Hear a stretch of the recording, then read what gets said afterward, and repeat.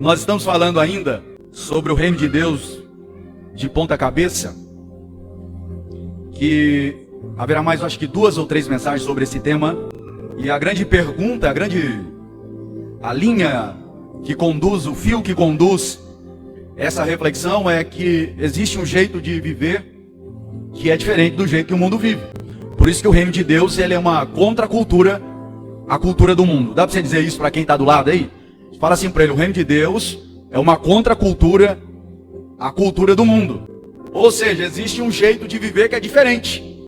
E se você não encarar isso, você nunca vai desfrutar daquilo que Deus tem para manifestar lá na tua casa, lá na tua família. Você precisa crer nisso. E crer, irmão, não é acreditar. Só para você se conectar comigo aqui, ó. Fala de novo para quem está perto aí, ó. Crer não é acreditar. Porque a gente aprendeu errado. A gente aprendeu que a gente tem que acreditar em Deus, né? E quantas vezes você disse assim: eu acredito em Deus? Mas quem que ensinou para você que crer é acreditar? O que é acreditar, pastor? Acreditar é dar crédito. Dar crédito, irmão, a gente dá pro amigo, pro irmão, pro marido, pra esposa. Eu vou dar crédito, hein, pra você, pra ver se você é bom mesmo, hein? Não é assim? O filho, quando faz uma arte, você toma o celular dele. Agora é o celular, né? Na minha época a gente não podia assistir televisão. A minha mãe deixava a gente 30 dias sem poder assistir TV. E se a gente depois não quebrasse as leis do lar, você podia voltar. Minha mãe dava o que pra gente? Um crédito. Ela acreditava que a gente ia cumprir as leis lá da casa, da família. Então em Deus a gente não vai depositar crédito. Deus é que acredita em nós. Deus que deposita em nós crédito. O que eu tenho que fazer? Eu preciso crer. E o que é o crer, pastor? O crer é ser uma resposta para aquilo que Deus depositou na minha vida. Eu vou ser uma resposta para minha família daquilo que Deus disse que eu sou. Eu vou ser uma resposta para o mundo naquilo que diz respeito que Deus disse que Ele depositaria na minha vida. Então por isso que nós cremos, para produzir o quê? Movimento, comportamento, atitude. Amém? É um fazer, né? É um ser e fazer que deve orientar a nossa vida. E por isso que você tem fé. Quando eu preguei aqui na virada do ano, eu disse que quando você lê Hebreus capítulo 11, você não vai ver homens ali tendo a fé honrada, mas você vai ver homens e mulheres que honraram a sua própria fé. Então você precisa aprender a honrar aquilo que você crê. Eu e você precisamos honrar aquilo que de Deus disse que nós somos. E sabe quem que somos? A Bíblia diz que nós somos filhos de Deus. Então para viver como um filho de Deus, nós precisamos do quê? De fé. Você precisa ter fé para isso. Você precisa ter comprometimento com essa verdade. Senão você vai viver uma mentira para sempre. E o reino de Deus é de ponta cabeça por causa disso. E hoje eu quero falar sobre os rótulos, né? Os rótulos, quais são os rótulos e como Jesus lidou com os rótulos nos seus dias. Como que Jesus lidou com os rótulos que estavam diante dele? Como que Jesus tratou isso? E como que o Novo Testamento trata desses elementos? Se a gente fosse pensar, os rótulos é como um jogo de dama. Quem conhece o jogo de dama? Eu joguei dama com o Vitor ontem. A primeira queda eu ganhei e a segunda queda eu deixei ele ganhar. Você pode ser amém? Aí ele não encarou a terceira queda, eu não sei por quê. Por quê, Vitor? Você ficou com medo? No jogo de dama tem as pedras, tem os quadradinhos brancos e o quadradinho preto, não é assim? E na vida social também existem essas linhas, esses limites sociais. Ó, você não pode sair desse quadrado porque você é isso. Existem os quadrados sociais que as pessoas, a sociedade, a história, a cultura, coloca a gente dentro desses quadrados. Aí ninguém pode sair do quadrado. E quando tem alguém que sai do quadrado, ele já é o quê? Censurado. Você não pode estar nesse quadrado, rapaz. Sabe como que Jesus fazia com esses quadradadão, meu irmão? Para Jesus não tinha cor nem quadrado. Tem a hora que Jesus estava num quadrado branco, num quadrado preto. Aí tem a hora que Jesus virava a mesa do jogo de dama e colocava o jogo dele. É assim que se joga. É assim que se vive. Então Jesus rompeu com todos esses limites sociais que eram padronizados na época dele. E Jesus trouxe um novo jeito de viver.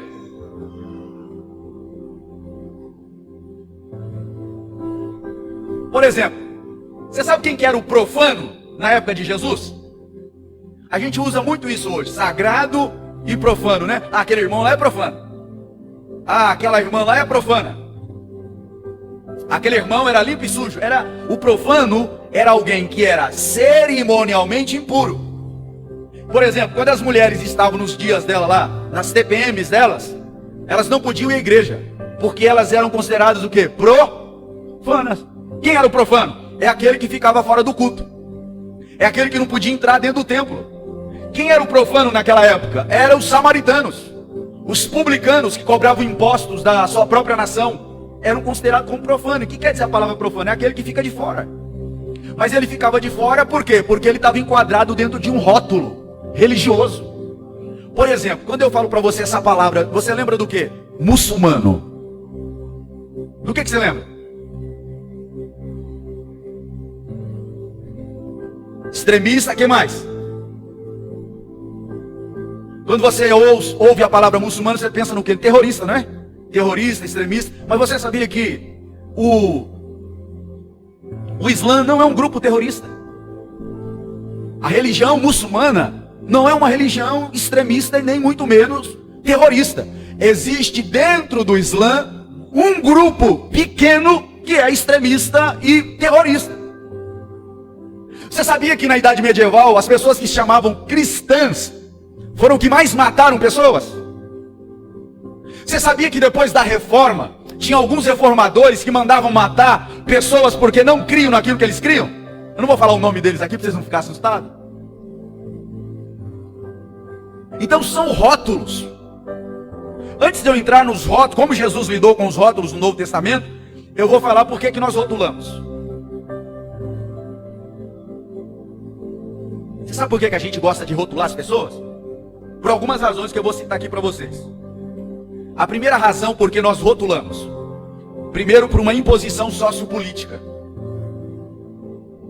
Você sabia que tem um sistema no mundo, que é o sistema capitalista, e o sistema capitalista, ele impõe rótulos.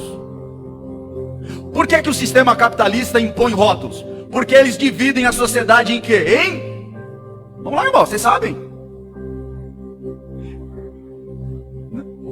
Esquentou, irmão. O sistema capitalista coloca rótulos na sociedade, porque eles dividem a sociedade em quê, irmãos? Em classes sociais.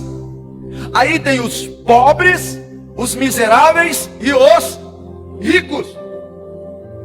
Mas quem disse para eles o que é pobreza? Quem são eles para definir o que é ser pobre? O que é ser miserável? Quando Jesus encontra o jovem rico e manda ele vender tudo que ele tinha e dar aos pobres, quem era o verdadeiro pobre? Era aquele que achava que tinha toda riqueza. Então os rótulos também são frutos do que? Desse capitalismo que a gente vive hoje. Para você, o rótulo da estética. Você, para ser bem vestido, você precisa usar uma roupa do quê? De marca. Você não pode comprar lá onde o Wesley trabalha. Ai de ti, se comprar lá no Torra Torra. Você chega na igreja com uma camisa do Torra Torra, o irmão que sofre a imposição desse sistema capitalista já fala: ih, olha lá o Torra Torra. É ou não é? Quando não é do Torra Torra, é da onde? Da vila o quê? Como que é o nome dela? E quem disse que você não pode comprar no Torra Torra? Eu fui numa loja lá comprar, numa loja que eu gosto de comprar. Aí cheguei lá, uma bermuda era R$180. Eu falei, cara, eu não vou comprar essa bermuda de R$180. Eu comprei duas, irmão, de R$50 lá no Torra Torra. Por que eu comprei duas? Porque eu preciso ter inteligência emocional e inteligência espiritual para saber administrar o meu recurso. Eu não estou dizendo que você não possa comprar uma roupa de marca. Mas existe um rótulo que nos impõe, que é imposto sobre nós, que você tem que agir assim e assim. Se você agir diferente, você não presta. Você sabia que o problema do mundo, irmão, não é econômico? Você sabia que o problema do mundo não é falta de dinheiro? Você sabia que o problema do mundo não é falta de comida? Não. Você sabe qual foi o PIB desse ano que a gente passou, 2021? Quem sabe? Você sabe o que é PIB, né? PIB é o Produto Interno Bruto. É os bens e serviços que gira a economia de um país. Você sabe qual foi o PIB do mundo? Foi 80 trilhões de dólares. Quantos foram, irmão? 80 trilhões. Se você dividisse 80 trilhões com a população mundial do mundo, que são 7 bilhões de pessoas, sabe quanto dava para cada pessoa? Um salário por mês de 11 mil reais. Você acha que você vivia bem com 11 mil, sim ou não? Então o problema do mundo não é econômico. O problema do mundo é política de poder, de posse, onde uma minoria retém a maior parte dos recursos do mundo. Então, por causa dessas imposições, a sociedade é rotulada. Então não deixe ninguém chamar você de pobre. Você é um pobre. E a gente fala isso, não fala? Ah, eu não vou comprar isso aí não porque eu sou pobre. Não, irmão, pobre é o diabo. Você é a pessoa mais rica do mundo. Por quê, pastor? Em nós foram depositados todos os tesouros do reino de Deus. O que eu tenho que fazer então, pastor? Coloca para fora essa riqueza. Porque o que é riqueza, pastor? É a nossa identidade. O que é riqueza, pastor? É o nosso propósito. Então o que eu preciso saber? Qual é o meu propósito? Qual é a minha identidade, viu, pastor José? Se você souber qual é a sua identidade e qual o seu propósito, você encontrou a maior riqueza do mundo. Então esse é o primeiro tipo de rótulo, que é imposto. Essa imposição social, esse rótulo social que a gente recebe desse sistema capitalista. Qual é o segundo tipo de rótulo? É os rótulos das tribos sociais, né? Tem gente que gosta de ser punk. Tem gente que gosta de ser gosta de se vestir como um rapper, né? Tem gente que gosta de se vestir como um pagodeiro. Aí existem as tribos sociais. Aí se você vê um cara que se veste como um rapper, aí você fala, cara, esse cara é babaca, né? Que shortão, pra que usar um shortão desse, uma camisona dessa? Então são os rótulos sociais, das tribos sociais. Antigamente os crentes eram reconhecidos pelo quê? Eram chamados do quê? Quem sabe? Você sabe como que era há 30 anos atrás? Você sabe como que nós éramos chamados ou não? Dos Bíblia. Porque nós andávamos com o quê? Quem trouxe a Bíblia aqui hoje? Deixa eu ver, para ver quem é crente. Vê se a gente tem crente ainda. Oh, glória! A gente era conhecido pela nossa, porque carregávamos a Bíblia na mão. Hoje a gente tem a Bíblia onde? No celular. É errado, pastor, ter a Bíblia no celular? Sim ou não? Não, eu quero ouvir para vocês participarem comigo. É errado ter a Bíblia no celular? Sim ou não? É errado você, ao invés de trazer a Bíblia para a igreja, trazer a Bíblia no celular? Sim ou não? Não. O que é errado, pastor? Não tem a Bíblia onde, irmão? No coração. É que nem agora há pouco a pastora Valéria falou assim: irmãos, vamos ficar em pé para louvar a Deus. Se isso não acontecer dentro do teu coração, você não louvou nada. Você louvou a si mesmo. Porque a palavra de Deus tem que estar dentro do nosso coração. Não pode haver rótulos. Outro tipo de rótulos. Ou porque nós rotulamos, né? Primeiro por uma imposição sociopolítica, segundo por causa das tribos sociais, terceiro porque estamos fugindo de nós mesmos. O que é mais fácil fazer, irmão? Julgar ou ajudar? É mais fácil ajudar, né? Julgar o outro, né? Rotular. Ih, aquele irmão lá é frio. Ah, aquele irmão lá é quente. Quem disse isso pra você? Quem te deu essa autoridade? Para dizer que o irmão é frio ou outro é quente? Não, aquele é crente porque ele fica no mistério. Não, ele é frio porque ele chega aqui na igreja e fica assim, ó. Quem disse pra você que nós somos base, nós estamos aqui para dizer quem é e o quem não é? Você conhece o coração das pessoas?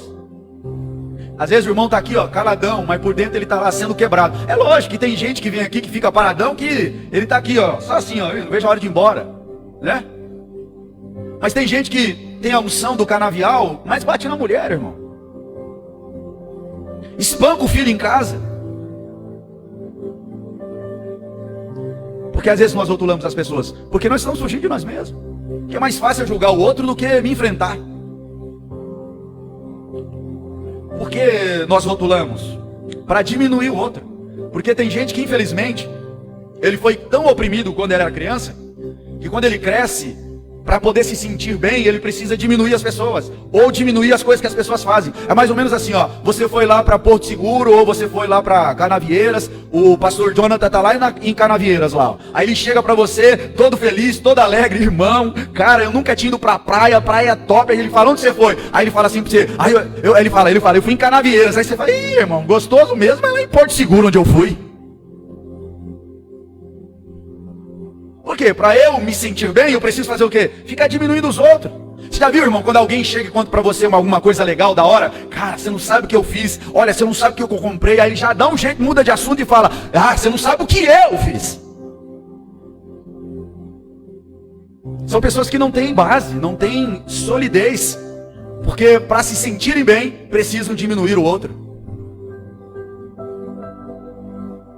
Por que nós rotulamos? Porque rotular dá prazer. Zombar, sabe? Não é assim? Quando você fala, você viu o jeito que ele fala? Você viu o jeito que ela se veste? Você viu o jeito que ele reage? Zombar do outro dá prazer. Por isso que a gente rotula.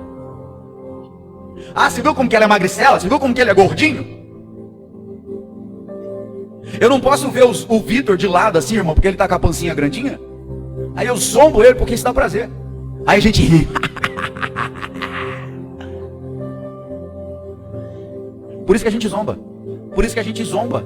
Por isso que a gente rotula de gordinho, magrinho. E quem disse que a gente não pode ser gordinho? Quem disse que a gente não pode ser magrinho? É lógico que na minha gordura ou na minha magreza eu tenho que me preocupar fundamentalmente com a minha saúde. Mas se eu conseguir estar gordinho e ser saudável, beleza, eu fui lá, fiz todos os exames, meu colesterol tá bom, meus rins estão funcionando, tudo bom, a minha pressão tá legal, tá tudo controlado. Glória a Deus, irmão. Você sabia que tem um lugar, uma sociedade, onde que a mulher bonita é a mulher gordinha? As magricelas, os caras, magricela, sai pra lá. Quer ver as mulheres fofinhas? E por que a gente acha que bonito é o magro? Por causa da ditadura da beleza, por causa de um rótulo. Você sabia que os brasileiros nem isso podem decidir o que acha bonito e feio? A gente só acha bonito e feio que os americanos dizem que é bonito, irmão, os europeus. Tanto se eu mandar você pensar agora, ó, feche os olhos e mentaliza uma mulher bonita. Você vai pensar numa mulher bonita o quê? Negra ou numa mulher branca? Mentaliza agora e pensa num homem bonito. Você não vai pensar no Wesley, irmão. Você não vai pensar em mim. Você vai pensar no Brad Pitt, no modelo. Antigamente era o Tom Cruise. Um homem americano, um homem europeu. Por causa do quê? De rótulos sociais, imposição. Nem direito de pensar você tem. Por que nós rotulamos? Por prazer, para zombar. E eu vou dizer uma coisa para você. E eu quero que você diga para quem está ao teu lado. Rótulos são para latas. Diga para ele. Então, Vitor, a partir de hoje não aceite mais. Olha aqui, Vitor. A partir de hoje não aceite mais a gente zombar da tua barriguinha. Qual que é o perigo dos rótulos? Existe uma doença que a menina, ela para de comer por causa da imposição da cultura. Ela para de comer. Aí ela fica como? Anorexa. Não come porque quando ela olha para o espelho, ela não tá bom. Ela entra nesse processo de autodestruição. Então os rótulos, ele pode causar o quê? A morte. Eu já atendi pessoas que ela tem problema com a sua imagem. E aí ele se entregou à musculação e começou a usar anabolizantes para ficar cada vez mais fortes. E existem pessoas que fazem aplicação de óleo. Que tipo de óleo que é mesmo, amor? Não sei se é óleo mineral. E ele começa a injetar. Você viu um cara na internet lá que ele é todo injetado de óleo mineral? Então cuidado, aqui não tá nessa noite aqui. Cuidado com aquelas fotinhas assim, ó, que você fica lá assim, ó. Não tô falando com o Wesley. Tô brincando, Wesley. Você pode continuar tirando as suas fotinhas, desde que a Selma diga sim. Amém, Selma? O dia que a Selma falar não, aí você para. Então cuidado com os votos podem te matar. Você tem que olhar para o espelho, não ficar focando naquilo que os seus olhos simplesmente estão vendo. Não. A gente tem que cuidar do corpo, sim. Você pode cuidar do seu corpo, você pode fazer a dieta que você quiser. Ok, não tem problema algum. O problema é quando isso vira uma neurose. Daí você começa a se matar. Então os rótulos, eles são perigosos. ou a ditadura da beleza. A gente está vivendo o tempo da super autoestima. A pessoa não pode ficar triste. Não, tem que viver feliz. Irmão, deixa eu falar uma coisa pra você, ó. Se você encontrar alguém que ele é assim, ó, presta atenção.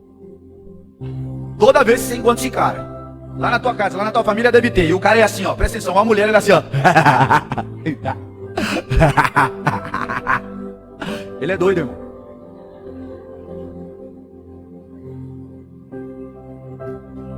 Agora, se você encontrar uma pessoa, toda vez que você encontra a pessoa, ela tá assim, ó. Ó vida, ó morte, porque ela, toda a vida assim, ela tá doente, ela precisa de ajuda. Agora é normal você ter o quê? Tristeza e alegria. Eu posso ouvir um amém? Então pessoas normais ficam tristes e ficam alegres.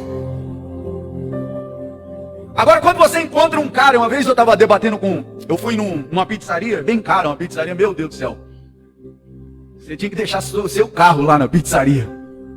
Aí tinha um cara lá achando-se, ele caiu nessa cilada, que é pregada aí pela teologia do coach, de que você tem que viver só em cima, só no alto, super autoestima lá em cima, você não tem tristeza, é a realização, você vai conquistar tudo que você quiser, tudo que você mentalizar, tudo que você vibrar naquela vibração de onda, você vai acessar. Não, irmão, não funciona assim, ó. Aí eu peguei e falei pro cara, é legal tudo isso aí, eu até creio que existe vibração de onda mesmo. Você sabia que numa área de 7 metros, se você tiver uma pessoa muito pessimista numa área de 7 metros, ela é capaz de afetar seu humor. O meu humor afeta as plantas dentro da sua casa lá. Afeta as plantas, a natureza. Mas não é assim, irmão, a gente fica triste e alegre. Aí eu falei pra ele, cara, você não sabe o que você tá falando. E ele, nunca ninguém tinha dito isso pra ele, a noiva dele falou, mas nunca ninguém falou assim com ele, mas eu tô falando.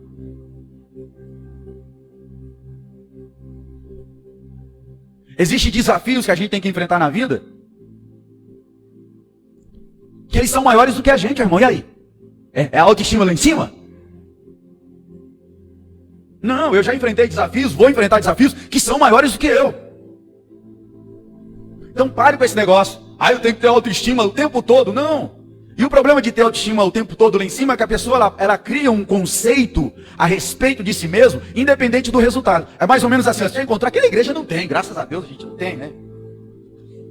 Mas aquele cara assim da igreja, ô glória, aqui não tem, graças a Deus. Que você chega, ele não joga bola, não joga nada. É ruim de bola, mas ele se acha o jogador. Aqui não tem, né? Aí você viu como eu joguei? Eu tô jogando bem, não sei o que, joga bem. O que é isso? É autoestima. Ele criou a autoestima dele. Essa pessoa está com a autoestima tão elevada que ela não consegue enxergar suas próprias limitações. E aí cria um conceito, sabe do quê? Que eu sou bom em tudo. E quem disse aqui que nós somos bons em tudo? É que o pastor Misael não está aqui, irmão, porque senão ele ia pedir para dar um dó maior para mim.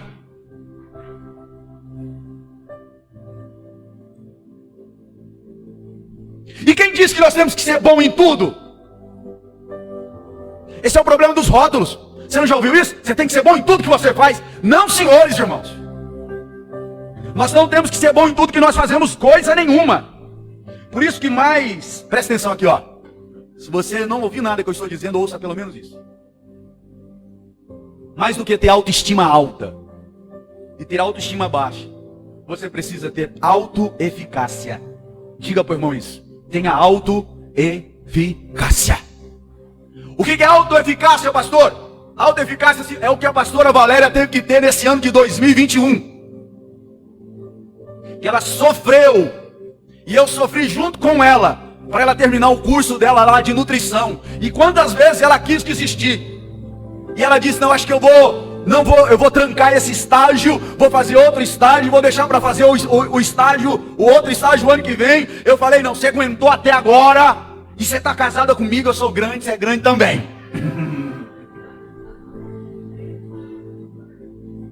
Você pode. Você consegue, menina. Isso é autoeficácia. E tinha hora que ela estava triste. Tinha hora que ela estava alegre. Tinha hora que ela não ia dar conta ela achava que não ia dar conta de concluir. E ela ia se arrastando, ela ia cada dia lutando, se desgastando. Mas ela conseguiu concluir para a glória do nome de Deus. Quantas vozes talvez ela ouviu que ela não ia conseguir.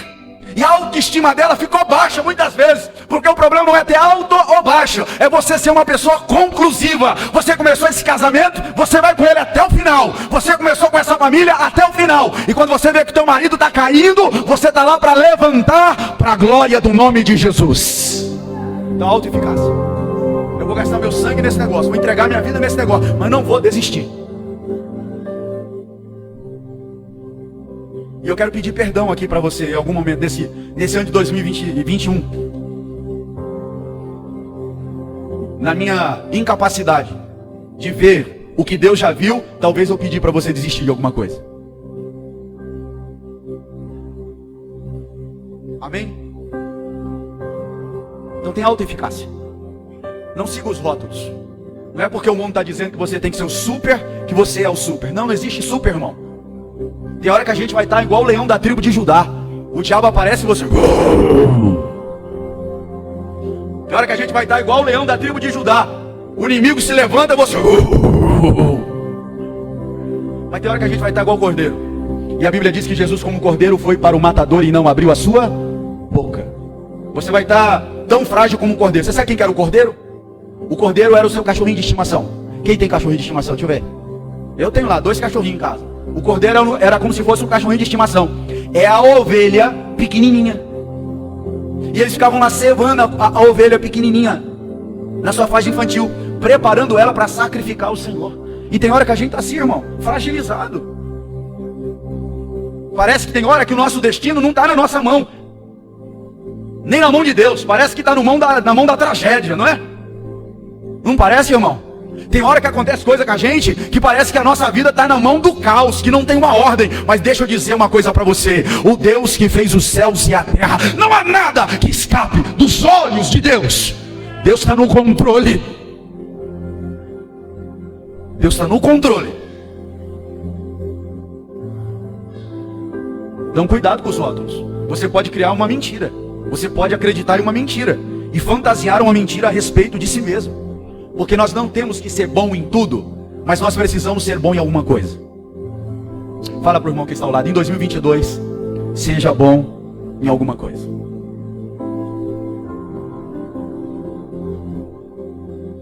Você é capaz de dizer agora para você mesmo: eu sou bom nisso, eu quero me aperfeiçoar naquilo que eu sou bom. Pensa aí agora. Você é capaz? Não, eu sou bom nisso, eu sou bom nessa área, e eu quero me aperfeiçoar nessa área. Glória a Deus, irmãos. Não, eu não ouvi um glória a Deus. Depois você ouviu. Onde você vai ouvir uma pregação como essa, irmão? Hã? Só aqui na Excelência. Excelência 99,3. Então eu preciso ser bom em alguma coisa. Quem já ouviu falar da metáfora do pé esquerdo do Messi? Levanta a mão. Você não ouviu nada, rapaz. Deixa eu contar para você. Porque essa fala é usada na formação de atletas e na formação de pessoas, que é chamado pé esquerdo do Messi. Qual que é a história do pé esquerdo do Messi? O Messi, quando tinha de 12 para 13 anos, o treinador do Barcelona disse assim: cara, esse moleque é fantástico com essa perna esquerda. Porque quem já viu o Messi novinho jogando bola aqui na internet? Ele é monstro. O Messi, ele é genial, né? E o treinador do Messi falou: cara, esse cara precisa ser bom com a perna direita, porque a perna esquerda dele é fantástica. Ele precisa desenvolver a capacidade de estar também com a perna direita, porque ele vai ser muito maior do que ele é. E ele treinou a perna direita do Messi durante 1 ano. Você sabe o que aconteceu? O Messi não evoluiu na batida com a perna direita e estacionou a batida dele com a perna esquerda. Qual foi a conclusão? Eu vou desistir de querer fazer do Messi bom nas 2 pernas, mas eu vou fazer com que a perna do Messi canhota, a perna esquerda do Messi, seja fatal. O que nós aprendemos com isso, irmão? Não adianta querer ser bom em muitas coisas. Você pode saber sobre muitas coisas, mas tem que ter uma área da tua vida que é a área que vai ser a sua perna esquerda do Messi. Você vai ser fatal naquela área. Você vai se dedicar. E tudo que você fizer nessa área, Deus vai abençoar e vai ser para a glória de Deus. Então olha para mim. Não fica olhando a perna direita do outro ou a perna esquerda do outro. Você precisa descobrir qual é a sua perna esquerda. Existem as referências que a gente tem que olhar para elas, mas você precisa olhar para dentro de você, porque quando a gente olha para fora, a gente sonha, mas quando a gente olha para dentro, a gente desperta. E 2022 será um ano de despertamento para a glória do nome de Jesus. Ah, você não pegou? Eu preguei só para mim. Peguei só para mim. Eu vou repetir de novo, vai ser dando glória a Deus, empolgante. Esse ano de 2022, se você entender o que eu estou pregando aqui, não queira ser bom em tudo, mas veja que Deus decidiu que você seria bom. E sabe o que vai acontecer? Quando você descobrir esse negócio, você vai começar a prosperar. Você vai começar a transbordar. E as pessoas vão te procurar na área do seu transbordo. As pessoas vão te procurar na área que você foi chamado para ser uma bênção. Então esse ano de 2022 será um ano de transbordo naquilo que Deus chamou você para ser bom. Amém? Então não siga os rótulos. Os rótulos são perigosos. Você pode entrar num lugar de limitação. Ok, a gente aprendeu o que são os rótulos, os perigos dos rótulos. Agora, como que Jesus lidava com os rótulos da época dele? Lucas capítulo 10, a partir do versículo 25. Jesus vai quebrar o primeiro rótulo daquela época. Ele vai virar a mesa. Ele vai rasgar, na verdade, os rótulos. Ele vai zombar dos rótulos dos seus dias. E sabe que nesse texto de Lucas, capítulo 10, a partir do versículo 25, qual é o rótulo que Jesus vai rasgar? O rótulo que Jesus vai virar a mesa era o rótulo que naquela época se ensinava uma linhagem pura. Os judeus se julgavam superiores por serem judeus. Se julgavam uma raça pura, superiores. E quando Jesus conta a parábola do bom samaritano, o que Jesus está fazendo? Jesus está rasgando esse rótulo de raça pura, porque para ele não tem esse lance de raça pura. E ele pergunta para aquele religioso: quem é o meu próximo? Perguntaram para um padre no século XVIII chamado José Sincre: quem é o meu próximo? Sabe o que ele respondeu? O meu próximo é aquele que me pertence, porque nós fomos criados no mesmo lugar do barro. Ou seja, todos nós somos iguais. O fato de eu ser pastor não quer dizer que eu sou superior a ninguém aqui, irmãos. Porque ser pastor não é uma posição de superioridade. Você sabe o que é ser pastor? Ser pastor é ser servo de todo mundo. E na hierarquia de Jesus, que não é uma hierarquia horizontal ou vertical, é uma hierarquia horizontal. Na hierarquia de Jesus, o maior é aquele que serve a todos. Então Jesus rasgou os rótulos. Quem é o meu próximo? O meu próximo é aquele que mais ama. O meu próximo é aquele que está disposto a mais entregar. O meu próximo é aquele que está diante de mim. E sabe como que Jesus zomba desses rótulos? Ele zomba amando. Por isso que quando a gente lê a parábola, a gente vai aprender que o amor ele é inconveniente. Jesus, quando ele conta a parábola, ele diz que aquele homem que descia, um samaritano que descia de Jerusalém para Jericó, ele vê o cara caído, ele desce do seu jumento. Como já diz o grande apóstolo dos pés sangrentos, é conhecido como apóstolo dos pés sangrentos, ele diz que a maior maldição que pode acontecer na nossa vida, sabe qual é? A maior maldição é você não ter alguém que você possa carregar. Essa é a maior maldição. O grande problema é que às vezes a gente quer isso aqui, o púlpito, para pregar, para cantar, para ensinar, quando na verdade você pode carregar uma pessoa em qualquer lugar. Você pode estar carregando alguém lá no teu trabalho. Você pode estar carregando alguém da tua família. Você pode estar carregando alguém pelo WhatsApp. Todos os dias você fala com essa pessoa, fala de Deus para ela, ora por ela. A maior maldição é não ter ninguém para poder carregar. Quem você tem carregado? Esse ano de 2021, quantas pessoas você levou a Cristo? Para quantas pessoas você falou de Cristo? Nem você mesmo você conseguiu levar. Então, amor, Jesus zomba do rótulo que existe uma linhagem pura, amando, porque o amor é inconveniente. Ele diz: nós precisamos descer e colocar alguém sobre o jumento e andar do lado dessa pessoa, porque o amor interrompe, o amor atrasa a viagem, o amor decide andar do lado. O amor é ousado, o amor custa caro. Segundo rótulo que Jesus rompe naqueles dias: Primeiro é com essa linhagem pura. Você sabe que é o cara que acreditou nesse negócio, que existe uma raça pura, ele começou a matar todo mundo? Quem é o nome dele? Alguém falou aí o nome dele? Quem falou? O tal do Hitler. E você sabia que o povo alemão amava Hitler? Você sabe por quê?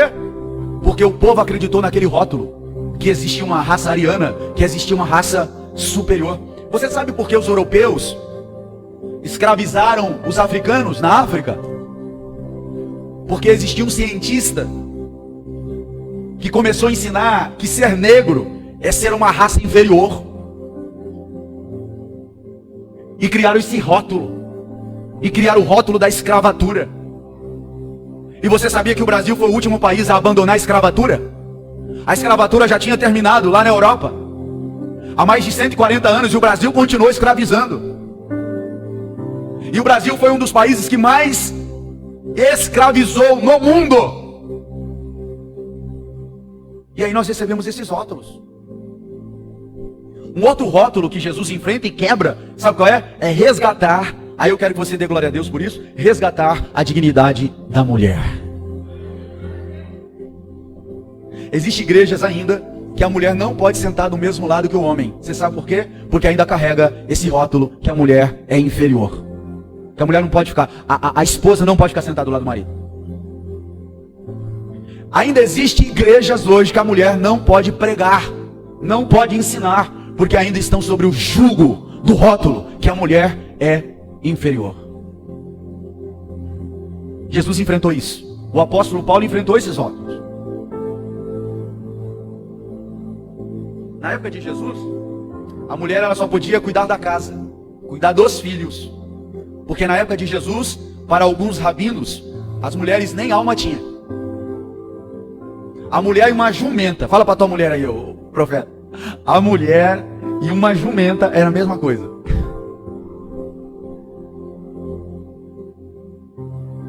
Por isso que as mulheres, quando elas estavam na igreja, elas tinham que ficar do quê?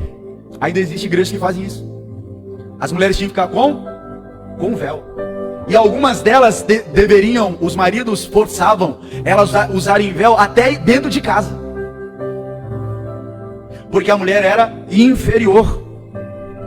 Se um homem fosse pego conversando com uma mulher na rua, ele podia ser apedrejado.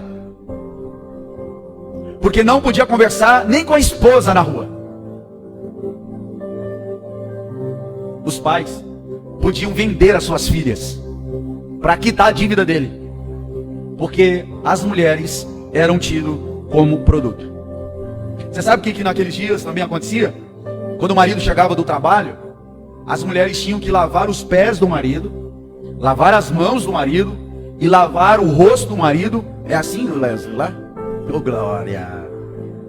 Em sinal de subserviência, porque as mulheres eram tratadas como escravas. Quando a mulher, somente o homem podia dar carta de divórcio.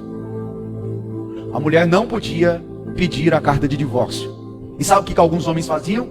Não dava a carta de divórcio, abandonava a mulher e ela vivia como uma repudiada. Eu vou explicar aqui que era uma mulher repudiada. E a mulher repudiada, ela não podia casar de novo. Só aquelas que recebiam carta de divórcio.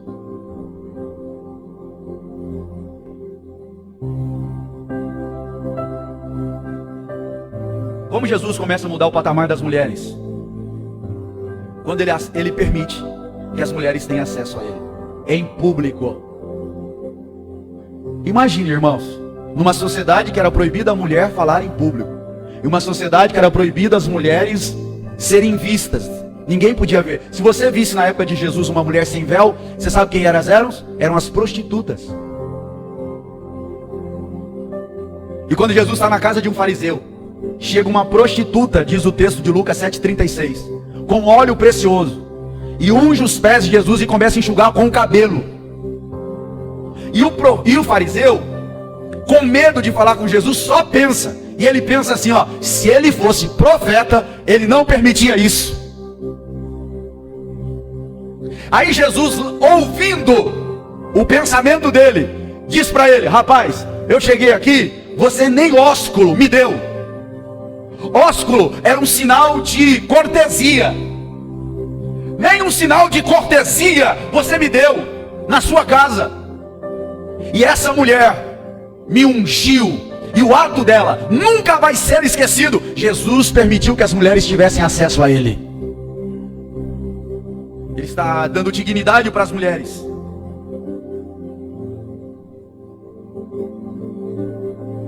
Por isso que em Mateus capítulo 21, versículo 31, Jesus diz que as prostitutas precederão os religiosos no reino de Deus. A gente vai chegar lá no céu, a gente vai entrar na Nova Jerusalém. Aí tem muito pastor que você achou que era pastor, muita gente que você achou que era de Deus, mas era só de Deus por fora, não tinha nada de Deus dentro do coração. E você vai ver um monte de ex-prostituta lá adorando o Deus que fez os céus e a terra. A Bíblia diz em Lucas capítulo 8, versículo 1 e 3, que as mulheres financiavam Jesus e os discípulos. Você sabia disso? Com seus bens. Jesus só comia, os apóstolos só comiam, só bebiam, porque as mulheres acompanhavam. E no texto em que a Bíblia foi escrito, diz que elas eram diaconisas. Serviam a Cristo o seu ministério. Isso significa dizer que os apóstolos só comiam e bebiam porque as mulheres estavam ali para financiar a comida e a bebida deles. E para nós terminarmos,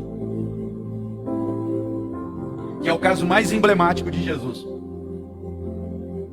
E aqui Jesus não rasga apenas um rótulo, Jesus rasga pelo menos 5.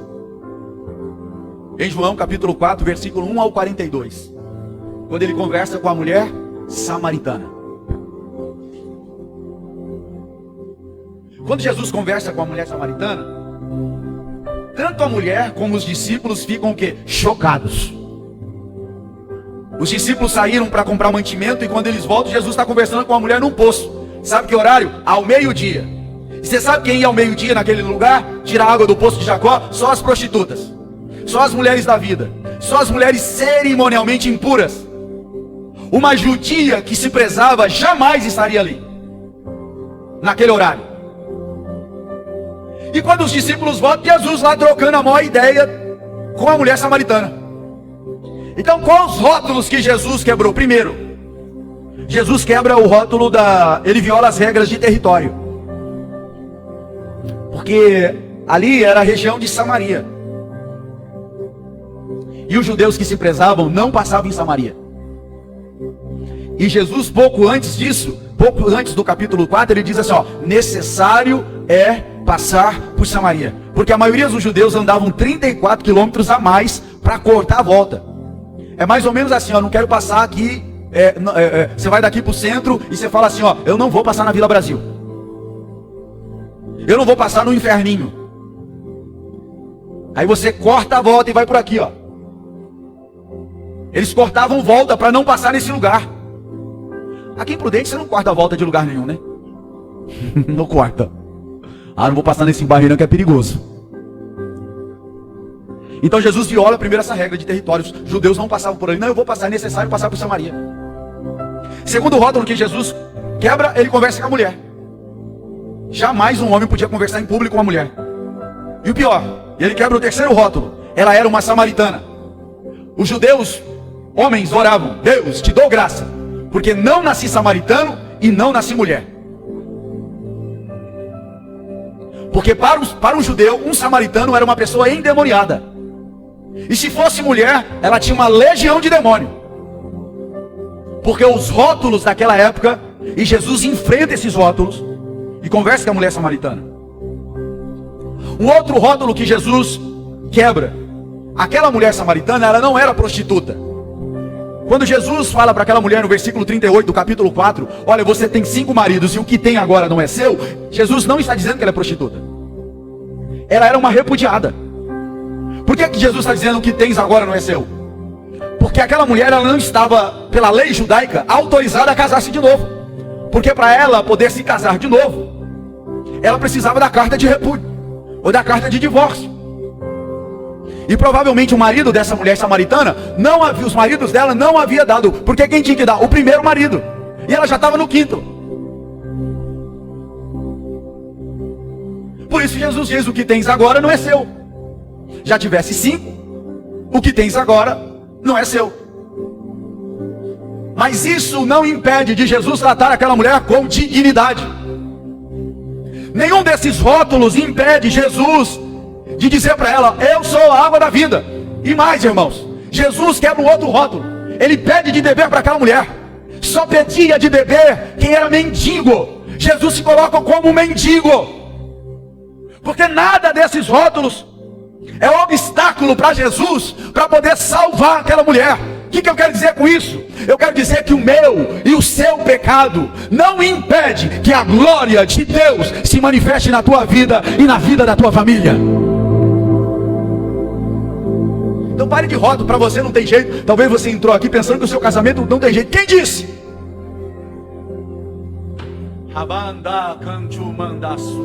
Quem disse isso? Foi Jesus? Se não foi Jesus, irmão, continue lutando, perseverando. Agora, o dia que Jesus falar para você desistir, desista. Não dê mais nenhum passo para frente. Quando Jesus disser para você desistir de alguma coisa, não dê nenhum passo mais para frente.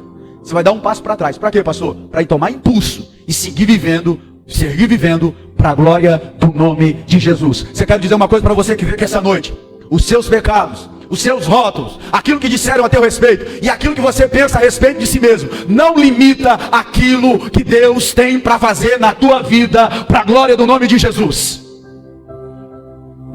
Não limita. Nada que eu sou, nada que eu estou, é um limite para que o nome do Senhor possa ser glorificado na minha vida. Deus está trabalhando.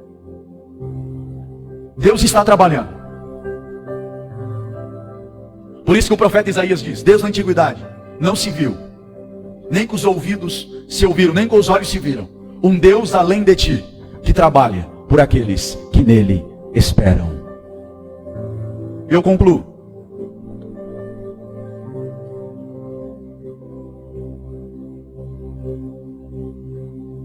No ano de 1900, nos Estados Unidos, houve uma grande orquestra se reuniu para cantar a filarmônica de um grande maestro chamado Arthur Toscanini. Se reuniram em Chicago para fazer aquela grande filarmônica de Arthur Toscanini. E ele não pôde estar naquele lugar por motivo pessoal. E passou-se um tempo, um repórter foi até a casa dele perguntando o que ele achou daquela apresentação. Ele disse assim: foi muito bonito, só faltou uma coisa. Eram 18 violinistas, só tinha 17. O cara não acreditou muito nele e foi embora. E ele foi, ligou para lá, pesquisou e perguntou quantos violinistas tinham na orquestra. E disseram o seguinte: olha, era para ter 18, mas só tinha 17. Porque um dos violinistas adoeceram e só teve que tocar 17. Aí ele voltou lá na casa de Toscanini e perguntou para ele: como que você sabe que só tinha 18 violonistas? E só tinha 17 violonistas e não 18? E ele disse o seguinte: foi eu que criei essa orquestra. E eu conheço cada som. Eu conheço cada nota. O que eu quero dizer para você nessa noite? Nós somos essa orquestra, irmão. E quando nós não estamos produzindo o nosso som, expressando a nossa nota, que nós fomos feitos por Deus para expressar, nós estamos comprometendo de alguma forma essa sinfonia, essa orquestra celestial, que é composta tanto pelos anjos como também pelos filhos de Deus. Quando você cumpre o teu propósito, quando você cumpre a vontade de Deus para a tua vida, você produz um som que Deus criou para que você produzisse. Nós expressamos uma nota musical que faz parte da grande filarmônica de Deus, da grande sinfonia de Deus, da grande orquestra de Deus, que Deus criou como um propósito para que eu e você fôssemos. Há um som que Deus quer que você produza. Agora o diabo vai tentar te enganar, para você produzir som em um lugar que Deus não tem como um propósito que você produza. Por isso que você está frustrado. E por isso que você não está acessando os tesouros do reino de Deus. Porque ao invés de produzir o bom som que Deus projetou para eu e você produzirmos, nós estamos produzindo esse som para o mundo, gastando a nossa energia com o mundo. E o mundo está drenando a luz e o som e a nota que eu e você deveríamos estar projetando para a glória do nome do Senhor. Então fala para quem está ao teu lado e fica em pé e diz assim, ó, qual é o teu som? E para quem você está produzindo esse som? Então que esse ano de 2022, essa nota musical que tem a ver com a tua identidade, que tem a ver com o teu propósito, você possa expressar ela. Que o mundo, que a tua família, que a minha família, que as nossas famílias possam ouvir o som que é produzido pelo nosso espírito, pela nossa alma e pelo nosso corpo, para a glória do nome de Jesus.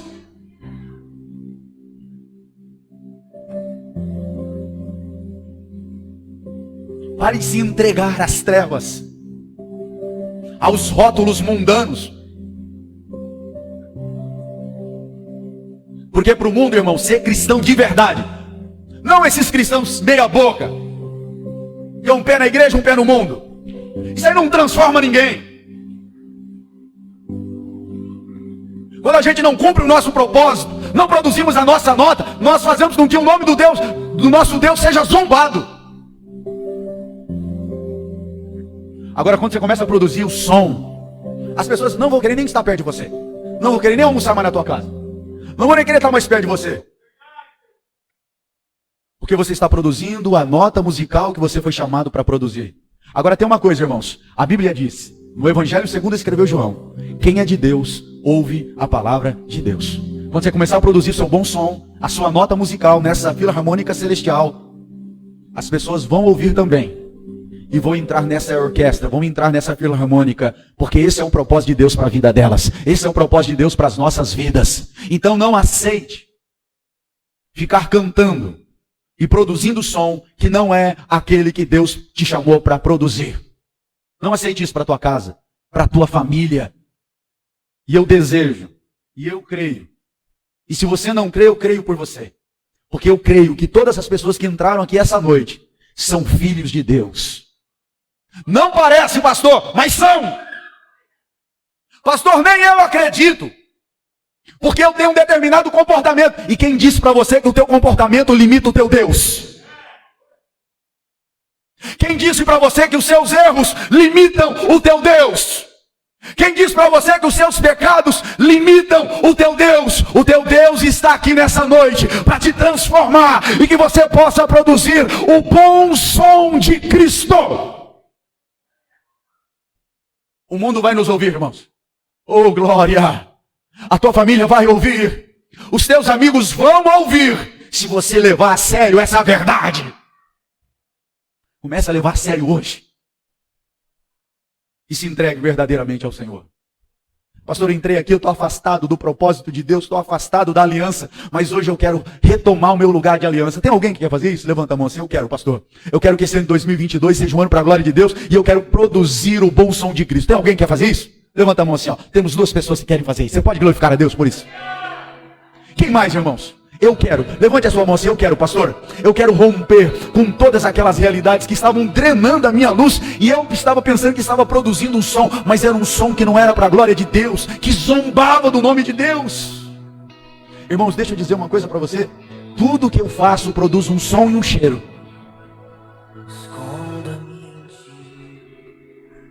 Tudo que você faz. Os meus pensamentos, irmãos. Porque até os meus pensamentos são sondados por Deus. A Bíblia diz que Deus sonda os meus pensamentos. Deus sonda o meu coração. Os meus pensamentos, o meu coração são sondados por Deus. Então, o som que é produzido no meu pensamento, o som que é produzido no meu coração, chega diante de Deus. Você pode estar zombando de Deus. E tem um problema zombar de Deus. Qual que é o problema? Qual que é o problema, irmãos? Zombar de Deus. A Bíblia diz que o problema de zombar de Deus é que de Deus ninguém... Vamos lá, bem forte. De Deus ninguém... Não, essa aí foi para mim. De Deus ninguém... De Deus ninguém zomba. Então se você até agora estava zombando de Deus, se prepara, porque Deus pega zombadores. Deus abate zombadores. Ah, pastor, mas eu não estou fazendo nada errado. Irmão, não precisa fazer nada errado. Só basta você não estar fazendo o certo de Deus. Pronto. Se você estiver fazendo só o seu certo e o seu certo não está alinhado com o certo de Deus, você está zombando do Criador. Então alinhe o seu coração hoje. Ah, pastor, eu não dou conta de alinhar o meu coração. Mas a gente tem a pessoa que alinha o coração e está aqui hoje. Sabe quem é? O Espírito Santo. Ele alinha o coração. E ele convence, a Bíblia diz. João capítulo 12. O Espírito Santo convence o homem do pecado, da justiça e do juízo. É ele que convence. É ele que alinha o nosso coração. Eu não tenho capacidade de alinhar o meu coração. Eu só tenho que ter a disposição. E a minha disposição é dizer para ele: Senhor, alinha o meu coração, eu não dou conta. Alinha os meus pensamentos, eu não dou conta. Alinha a minha vida, eu não dou conta. E o Espírito Santo vem e começa a colocar em ordem aquilo que está em desordem, para a glória do nome de Jesus. Pai, nós te glorificamos, te exaltamos pela oportunidade, que vidas possam ser alinhadas e que nós possamos dar, ó Deus, produzir o bom som de Cristo para a glória do teu nome. Nós repreendemos, ó Deus, todas as trevas, todo sofisma, toda ideia diabólica, todo rótulo diabólico. Quebra todo rótulo agora, Senhor. Rótulos que nós criamos a respeito de nós mesmos, pensamentos que criamos a respeito de nós mesmos e achamos que não conseguimos, que não podemos. Nós podemos todas as coisas naquele que nos fortalece, para a glória do nome de Jesus.